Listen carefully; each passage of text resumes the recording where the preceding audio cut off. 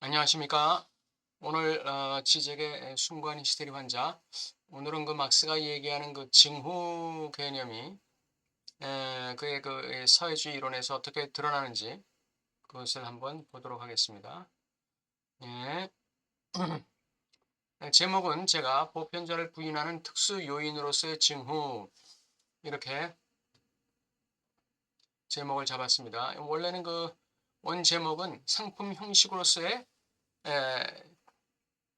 상품 형식의 무의식이다. 이렇게 돼 있어요. 상품 형식의 무의식. 예. 상품 형식에 내재하고 있는 무의식. 그게 바로 징후입니다. 징후.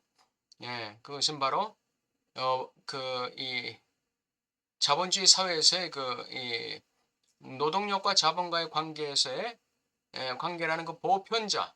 그 보편자를 부인하는 어떤 특수 요인으로서 노동력이 작동하고 있다. 이렇게 얘기하는 데 한번 보겠습니다.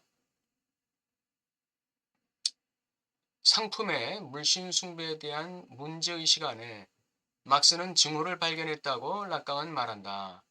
막스는 부르주아 권리들과 의무들의 보편주의를 부인하는 병적 불균형, 요게 징후입니다. 비대칭, 요게 징후죠. 균열, 요게 징후예요. 이것에 대해 탐지함으로써 징후를 발견했다. 즉, 이 불균형은 보편주의의 불충분한 실현을 예고하기는커녕 그것이 나중에 급진화됨으로써, 즉 보편주의가 나중에 급진화됨으로써 폐지될 나머지가 되기는커녕 오히려 그것의 구성적 순간처럼 작동한다. 보편주의가 구성되기 위해서는 이 징후, 이 무의식, 이게 반드시 필요한 것이죠. 또 이것이 필연적으로 내재할 수밖에 없는 거예요. 이것은 배제시킬래야 배제시킬 수 없는 것이죠. 이거는 보편주의를 붕괴시키고 그 부인하는 것이지만 또한 보편주의를 유지하는 것이기도 해요. 이 역설적 그 개념이 바로 징후입니다. 우리 그 대상 말이죠. 대상이라는 게 우리의 이 락강 정신분석에서는 그 대상이라는 게 주체의 결여를 가리우면서도 주체의 결여를 드러내는 것이 아닙니까? 그 역설적 개념이 대상이란 말이에요. 여기서도 똑같아요. 이 징후라는 것은 바로 어떤 그 제도의 보편주의, 시스템의 보편성을 갖다가 유지시키는 동시에 그것을 부인하는, 붕괴시키는 그런 역설적 요인으로 작동하는 것, 그것이 징후입니다. 막스의 기본적 이론적 절차는 그의 이데올로기 비판의 절차는 일반적으로 징후적이다. 그것은 축약점을 탐지하는 데 있다. 이 축약점이라는 게 바로 징후의 지점이에요. 징후가 나타나는 지점. 그걸 탐지하는 데 있다 이거죠. 그게 노동력의 소외 아닙니까? 그래서 나오는 게 공산주의, 즉 사회주의 이데올로기죠. 공산주의와 사회주의를 다르게 보시는 분이 있는데 사회주의라는 건 하나의 정치 체제예요. 정치 체제. 그리고 민주주의처럼 자유민주주의나 이런 이 전체주의처럼 이 사회주의라는 것은 하나의 이 정치 체제입니다. 그 정치 체제의 경제적 측면, 이게 공산주의예요. 공동생산, 공동분배. 소외되는 이 노동자 농민이 없는 유토피아. 이걸 만드는 제도가 바로 경제적 시스템으로서의 공산주의가 되는 것이죠. 이 공산주의라는 경제적 개념은 사회주의의 경제적 측면을 얘기하는 것이죠. 그래서 사회주의나 공산주의가 다른 게 아니다. 자유민주주의에서는 그 경제적 측면이 어떻게 나타나죠? 자유시장 경제라는 이 개념으로 나타나는 것이죠. 자유시장 경제.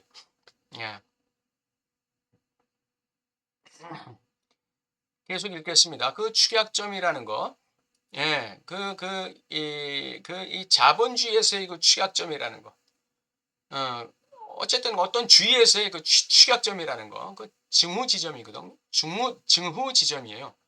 이것은 이데올로기적 장의 이질적인 요소예요. 이질적이고 동시에 그 장의 총체성이 완수되기 위해서 원이 닫힐 수 있기 위해서 반드시 필요한 것입니다.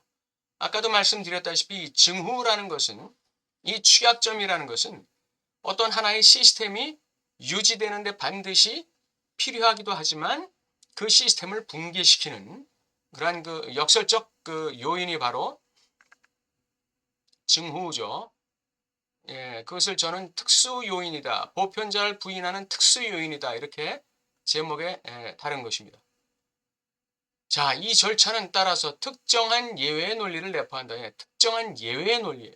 예외로서의 축약점, 예외로서의 특수 요인, 예, 예외로서의 징후, 이렇게 되는 것이죠. 즉 각각의 이데올로기적 보편성은 거짓이다. 자유민주주의가 됐든 공산사회주의가 됐든 각각은 다 그 이데올로기적 보편성이라는 건 다 거짓이라는 거예요. 그것은 필연적으로 자신의 단일성을 폭파시키고 자신의 과오 가능성을 발가벗겨 드러내는 특수한 사례를 담고 있다는 거예요. 특수한 사례.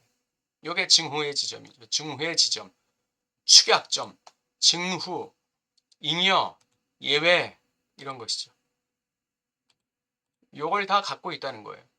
내재하고 있다는 것이죠. 어떤 이데올로기의 보편성이든지 그 이데올로기의 보편성의 단일성을 폭파시키고 그 이데올로기의 과오 가능성을 발가벗겨버리는 그런 그 특수한 사례, 즉 잉여의 지점, 예외의 지점, 축약점의 지점, 그 증후의 지점이 있다는 거예요.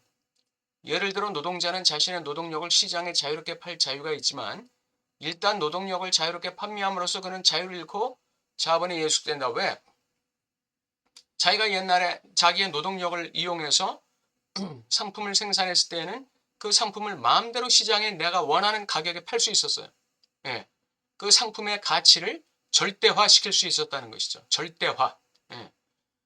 그런데 나의 노동력을 자본가에게 팔므로써 나는 상품의 가치를 자유롭게 책정할 수 있는 주인의 위치를 잃어버리고 자본가가 주는 월급쟁이의 위치로 전락하는 것이죠. 자본에 예속되는 거예요. 내 노동력은 이제 자본가와의 이 계약에 의해서 그냥 책정돼 버리는 거예요. 내 노동력. 아무리 그 안에서 열심히 일해도 내 노동력은 100만 원이고 거기서 뭐 대충 일해도 내 노동력은 100만 원이에요. 예. 자, 시장의 이상인 시장의 아이디어는 공정하고 동등한 교환. 이것도 마찬가지다. 각각의 상품은 그것의 충만한 가치대로 지불되어야 하지만 노동력만큼은 그것의 충만한 가치대로 지불되는 한 착취된다. 조금 전에 말씀드렸다시피 노동력이 자본가에게 예속되는 한에 있어서는 노동력은 자신의 충만한 가치대로 가치화될 수가 없어요. 예. 일단 그 노동자와 자본가의 협상이라는 시스템에 의해서 자신의 노동력이 가치화돼 버리는 거죠. 상품화되는 거예요. 상품화. 예. 자기의 노동력도 이제 상품을 생산하는 그런 그 원동력이지만 자기의 노동력 자체가 상품화되는 거예요. 착취되는 거예요. 충만한 가치만큼 인정받지 못하게 되는 것이죠. 자신의 노동력. 자본가와 노동자 사이의 교환은 완전히 공정하고 동등한 교환이다. 예. 현상적으로 볼 때는 공정하고 동등한 교환이에요. 당신의 노동력은 난 이렇게 생각한다. 그러니까 노동자가 난 좀 더 받고 싶다. 좋아. 그럼 내가 20만 원 더 올려줘서 120만 원을 주겠다. 어떠냐? 좋다. 그럼 일하겠다. 이렇게 해서 계약에 의해서 완전히 공정하고 동등한 교환이 되는 거예요. 월급이라는 돈과 공정한 교환이 되는 것이죠. 노동자는 그의 노동력의 모든 가치를 받아요. 월급으로 받아요. 속임수는 노동력이 역설적 상품이라는 데 있다. 예. 노동력은 공정함에도 불구하고 동등한 교환의 가치를 갖고 이 상품화되었음에도 불구하고 이 노동력은 또한 자신이 만든 상품에 대해서는 어떻게 된다? 소외되고. 이게 노동력의 역설성이에요. 역설적 위치예요. 속임수는 노동력이 역설적 상품이라는 데 있다. 노동력의 사용은 그것의 고유한 가치에 비해 가치의 잉여를 생산한다. 그리고 바로 이 잉여 가치가 자본가에 의해 전이된다. 우리는 따라서 다시 이데올로기적 보편성을 갖는다. 그것은 공정하고 동등한 교환의 보편성이다. 역설적 교환, 노동력과 임금의 교환은 바로 동등한 것으로서 착취의 형식 자체처럼 작동한다. 겉으로 볼 때 자본가와 노동자 1대1의 관계에서의 임금의 동등한 교환은 그건 괜찮은 거예요.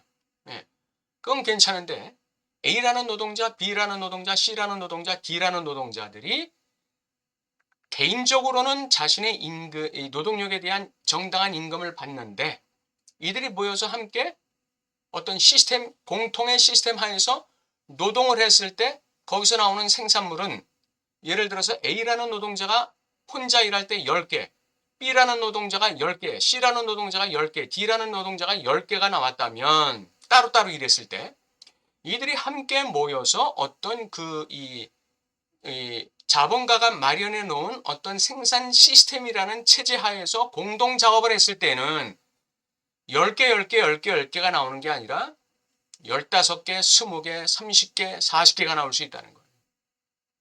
거기서 잉여 가치가 생산된다는 것이지. 상품의 잉여 가치가 생산된다는 거예요. 이걸 누가 갖느냐? 자본가가 싸그리 가져간다는 것이죠. 그래서 여기서 다시 새로운 이데올로기적 보편성이 생기는데 그것은 뭐냐? 역설적 교환의 이데올로기 보편성이에요. 이건 뭐냐? 노동력이 임금과 교환되는데 이것은 동등해 보이지만 착취의 형식으로 작동한다는 거예요. 1대1로 볼 때는 동등한 것으로 보이고 내 노동력의 대가를 충분히 받는 것 같은데 이것이 자본가의 지배하에서 노동력을 제공하는데 공동의 단체가 노동력을 제공하게 될 때에는 이 착취의 형식으로 작동한다는 거예요. 이게 새로운 이데올로기적 보편성으로 작동하는 거죠. 예. 여기에 불만을 품고 나온 게 바로 막스가 되는 것이죠. 노동력을 착취한다 이거죠. 예. 그래서 나오는 게 사회주의 이데올로기죠. 그것의 경제적 차원이 공산주의라는 거예요. 플로레타리아에게 공동생산, 공동분배, 즉 동등한 대우를 하겠다는 거죠. 예. 양과 질의 변증법.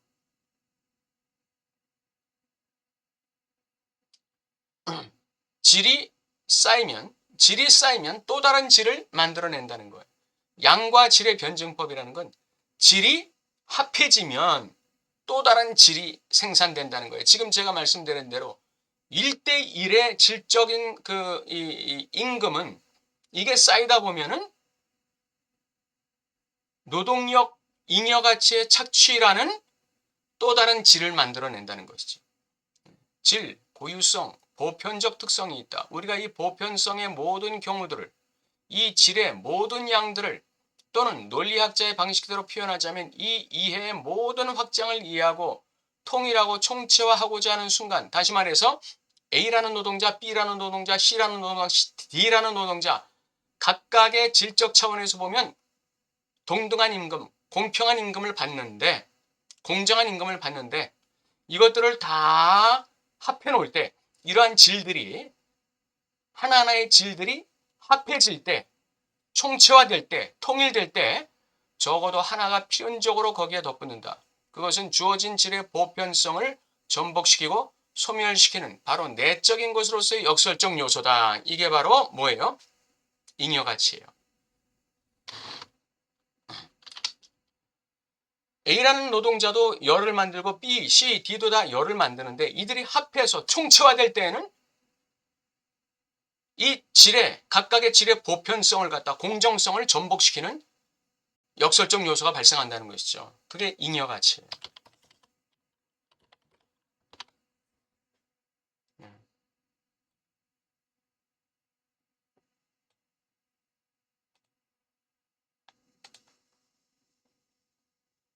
그 잉여 가치에 대한 대가는 노동자들에게서는 소외되어 있다는 것이죠.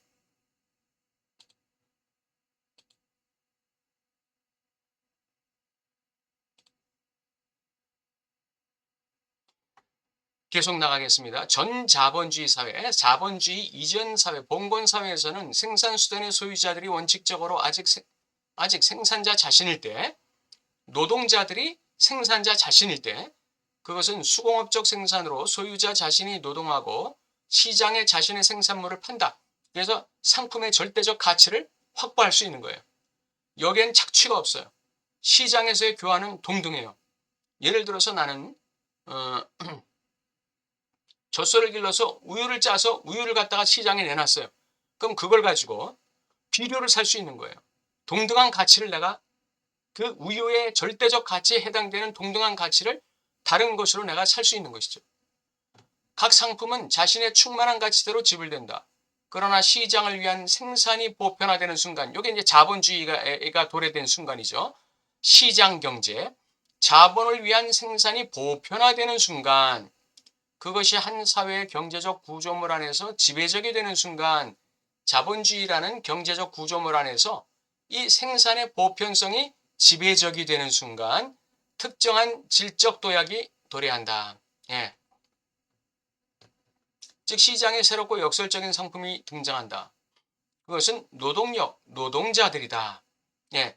이제는 시장 경제가 자본주의가 등장하고 시장 경제가 지배적이 됐을 때는 개별적인 노동자들이 자기 생산물을 생산해서 절대적 가치를 받고 파는 그러한 시장이 문이 닫히고 이제는 자본가에게 자기의 노동력을 팔아서 자본에 예속되는 상태로 들어가고 자신은 자신이 생산한 상품에 대해서 자신의 노동력이 소외되는 그러한 체제 속에 들어가게 되는 것이죠. 노동자들은 생산수단의 소유자가 아니며 결과적으로 생산수단은 자본가가 가지고 있어요. 노동자는 고용된 생산수단인데 자기 자신의 생산수단을 자기가 소유하는 게 아니라 자본가가 소유하는 거예요. 주인이 바뀌는 것이죠. 결과적으로 생존하기 위해서 그들의 노동의 생산물이 아니라 그들의 노동력 자체를 팔아야 돼요. 옛날에 봉건 사회에서는 자기가 노동한 대가로 만들어낸 생산물을 내가 팔았는데 이젠 나는 내가 만든 생산물을 파는 게 아니라 나의 노동력을 자본가에게 파는 거예요. 이 새로운 상품과 함께 동등한 교환은 자신의 고유한 부정이 된다. 왜? 이 새로운 상품이라는 것은 내가 노동력을 지불해서 노동력을 제공해서 생산해냈지만 이것에 대한 절대적 가치를 매기는 건 내가 아니라 자본가예요. 그리고 자본가는 내가 만든 생산품에 절대적 가치를 매기는 게 아니라 상대적 가치를 매겨요. 시장에서의 그 상대적 가치를 매겨요. 그러니까 나는 자신의 고유한 부정이 되는 거예요. 나는 내가 받는 임금이라는 것은 내가 만든 상품의 가치에 대해서 차이가 생기는 거예요. 그게 이제 여기서 말하는 자신의 고유한 부정이 된다는 의미예요. 소외되는 거죠. 내가 만든 생산품에 대해서 노동자 자신이 소외되는 것이죠. 그것은 착취의, 전유의, 잉여 가치의 형식 자체로 전복된다. 아까 말씀드린 바와 같이 그 잉여 가치에 대해서 내가 완전히 소외돼 버리는 것이죠. 예. 자본가가 독식하는 것이죠. 따라서 양적 발전 자체는 상품 생산의 보편화는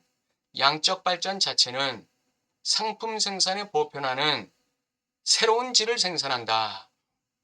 노동력의 소외라는 새로운 질을 생산하는 거예요. 노동력의 소외, 노동자의 상품으로부터의 소외, 그리고 노동력의 상품화라는 새로운 질을 생산하는 거예요. 그리고 상품의 동등한 교환의 보편적 원칙의 내적 부정처럼 작동하는 새로운 상품의 출현으로 인도한다. 상품의 동등한 교환의 보편적 원칙에 이게 이제 좋은 건데 상품의 동등한 교환의 보편적 원칙 이게 이제 좋은 건데 여기에 내적 부정처럼 작동하는 새로운 상품이 출현하는데 그게 소위 뿌띠부르주아 사회주의 유토피아예요. 소위 뿌띠부르주아 사회주의 유토피아는 바로 교환관계가 보편화되고 시장을 위한 생산이 지배하지만 그럼에도 불구하고 노동자들 자신은 생산수단의 소유자로 머무는 사회의 가능성을 믿게 하는 데 있다. 이 사회의 가능성을 착각하게 하는 데 있다는 거예요. 뿌띠부르주아 사회주의 유토피아. 뿌띠라는 건 작다는 뜻이잖아요. 그러니까 뿌띠부르주아라는 게 노동자를 얘기하잖아요. 노동자 사회주의 유토피아. 노동자가 중심이 되는, 노동자가 주인이 되는, 노동자가 생산수단의 소유자가 되는, 노동자가 작은 부르주아가 되는 거예요. 그렇게 믿게 만드는, 그렇게 착각하게 만드는 이데올로기가 바로 뿌띠부르주아 사회주의 유토피아예요. 뿌띠부르주아 사회주의죠. 예. 그렇게 믿게 만드는 거예요. 즉 보편화된 상품들의 생산이 있는, 그럼에도 착취가 없는 경제이다. 따라서 이것은 바로 자신의 내적 부정처럼 작동하는 역설적 예외점 없는, 다시 말하면 징후 없는 보편성을 믿는 데 있다. 이런 게 있을까요? 그 어떠한 인간의 그 정치 체제든 경제 체제든 어떤 시스템이든 이 징후, 이 보편성을 전복시키는 역설적 예외점이 모두 다 존재하는 것이죠. 내재되어 있는 거예요. 아니, 나라는 사람 자체에도 지금 나를 전복시키는 역설점이 있는데, 나의 항상성, 나의 어떤 안정감을 갖다가 전복시키는 예외 지점이 내 안에 내재하고 있는데, 어떻게 이런 인간들이 만든 시스템에 예외점이 없겠느냐, 이 말이에요. 사회주의는 바로 그 예외점이 없다고 믿게 만들므로써 그 사회주의가 돌아가는 것이죠. 속임수죠, 속임수. 그러니까 이 무지한 프로레타리아들은 그걸 그냥 그대로 믿는 거예요. 지금도 이러한 그 사회주의 이론에 이 세뇌가 된 사람들, 이 가스라이팅 당한 사람들이 지금 얼마나 많습니까? 얼마나 많아요.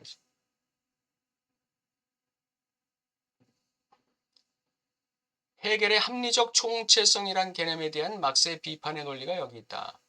우리가 합리적 총체성처럼 실존하는 사회 질서를 파악하려 애쓰는 순간, 그러니까 합리적 총체성처럼 실존하는 사회 시스템을 파악하려고 애쓰는 순간 우리는 거기에 역설적 사회적 요소를 덧붙여야 한다.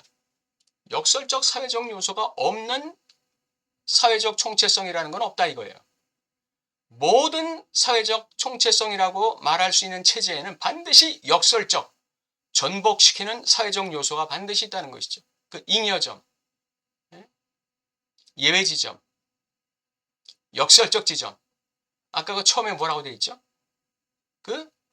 이 축약점. 이게 반드시 있다는 거예요.